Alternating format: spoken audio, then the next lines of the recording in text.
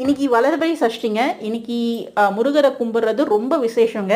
முக்கியமாக சந்தான பாக்கியம் வேண்டி, குழந்தை பாக்கியம் வேண்டி இருக்கிறவங்க கண்டிப்பாக இந்த வளர்பிறை சஷ்டியை விரதம் இருந்து 6 மணிக்கு இந்த பூஜையை முடிக்கிறது ரொம்ப விசேஷம். கண்டிப்பாக கூடிய சீக்கிரமே முருகரே குழந்தையா பிறப்பாரு அப்படின்றது ஐதீகம், பெரியவங்க சொல்லியிருக்காங்க.